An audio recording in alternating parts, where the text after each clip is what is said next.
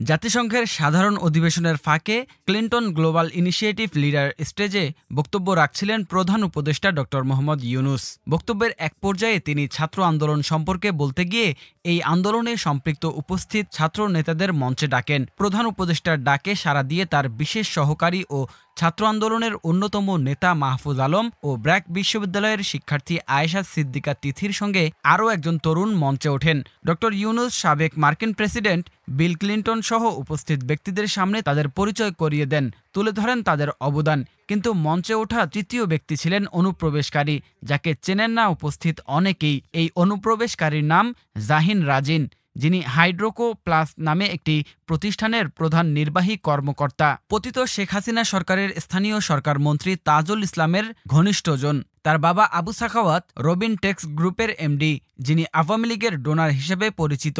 পুরো পরিবারের সখ্যতা আওয়ামী লীগের সঙ্গে, এমনকি সাবেক প্রধানমন্ত্রী শেখ হাসিনার সঙ্গেও ঘনিষ্ঠ ছবি রয়েছে তার পরিবারের। কিন্তু কিভাবে জাহিনের মতো ফ্যাসিস্ট রিজিমে সুবিধাভোগী ব্যক্তি এমন একটি অনুষ্ঠানে হাজির হয়ে মঞ্চে ওঠেন, তা নিয়ে চলছে আলোচনা সমালোচনা।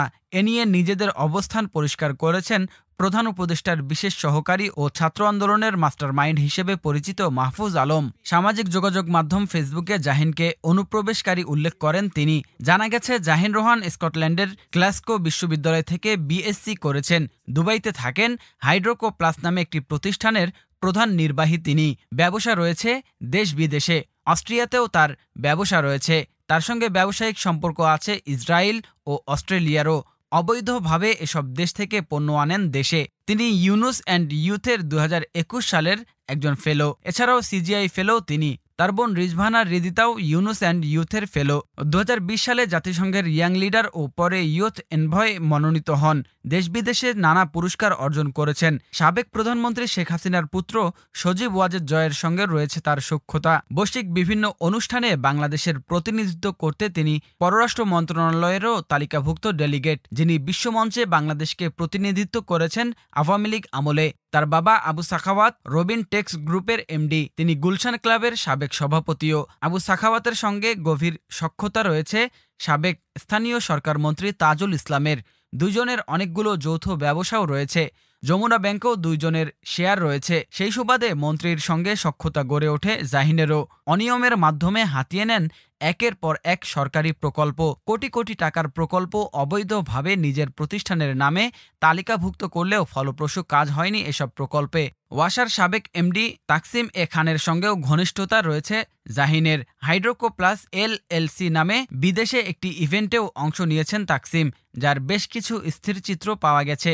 মূলত তাকসিমের মাধ্যমে অবৈধ টাকা পাচারের জন্য হাইড্রোকো প্লাস এলএলসির নাম ব্যবহার করতেন জাহিন। এরপর আর পেছনে তাকাতে হয়নি তাকে। নানা মুক্তিযুদ্ধ হওয়ায় এটিকে কাজে লাগিয়েছেন জাহিন। তার মা নুসরাত জাহান মুনমুনেরও সাবেক প্রধানমন্ত্রী শেখ হাসিনার সঙ্গে ঘনিষ্ঠ ছবি রয়েছে। গত সরকারের আমলে এমন কোনো সুবিধা নেই যা তিনি গ্রহণ করেননি। সরকারের গুরুত্বপূর্ণ ব্যক্তিদের সঙ্গে সখ্যতার প্রভাবে হাতিয়ে নিয়েছেন কোটি কোটি টাকা। তার প্রতিষ্ঠান হাইড্রোকো প্লাসের ওয়েবসাইটে ক্লায়েন্টের তালিকায় রয়েছে ঢাকা উত্তর সিটি কর্পোরেশন, ওয়াসা, চট্টগ্রাম ওয়াসা, জনস্বাস্থ্য প্রকৌশল অধিদপ্তর, পরিবেশ অধিদপ্তর, বাংলাদেশ পানি উন্নয়ন বোর্ড। জাহিন রোহান সম্পর্কে মাহফুজ আলম ফেসবুকে লেখেন, ওই ব্যক্তি অনুপ্রবেশকারী এবং অসৎ। তিনি নিজ ব্যবস্থাপনায় ক্লিন্টন ইনিশিয়েটিভের আয়োজনে যোগ দিয়েছেন। আমরা তার উপস্থিতি ও উদ্দেশ্য সম্পর্কে জানতাম না। তিনি ডেলিগেশন দলের কারো সঙ্গে যোগাযোগ করেননি। স্যার যখন আমাদের মঞ্চে ডাকেন, তিনি তড়িঘড়ি করে দাঁড়িয়ে আমাদের আগে মঞ্চের দিকে ছুটে গেলেন। আমাদের সন্দেহ হলেও তার মঞ্চে যাওয়া আমি আটকাতে পারিনি। উপস্থিত বিশ্বনেতা ও গণ্যমান্যদের জন্য অসহায় বোধ করছিলাম। মাহফুজ মনে করেন এটা ছিল ফ্যাসিবাদী গোষ্ঠীর একটি পূর্ব পরিকল্পিত কাজ। ভবিষ্যতে আরও সতর্ক থাকার বার্তা দিয়ে আন্দোলন ও গণ অভ্যুত্থানের নেতৃবৃন্দ, সমন্বয়কারী ও যোদ্ধাদের কাছে ক্ষমা চেয়েছেন মাহফুজ। এ বিষয়ে জাহিন রোহান একটি সংবাদ মাধ্যমকে বলেন, ওই অনুষ্ঠানের আমন্ত্রণ আমি পেয়েছিলাম সিজিআই ফেলো হিসেবে। যখন ডক্টর ইউনূস ছাত্র আন্দোলনের নেতৃবৃন্দকে ডাকলেন, তখন আমি দর্শক সারি থেকে করতালি দিচ্ছিলাম। আমার পাশে বসেছিলেন দুই বিদেশি ভদ্রলোক। তারা আমাকে বললেন যে তুমি তো বাংলাদেশি তরুণ, তুমিও যাও। তাই আমিও কিছু না ভেবেই স্টেজে উঠে গেছি মাহফুজ ভাইদের পেছন পেছন।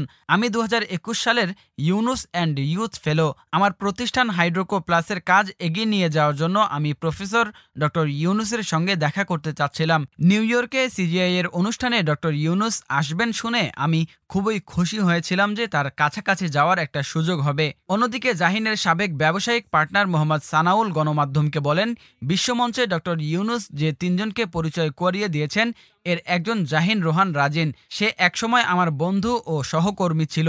সে বিদেশে বড় হয়েছে এবং বেশিরভাগ সময় দেশের বাইরে থাকে।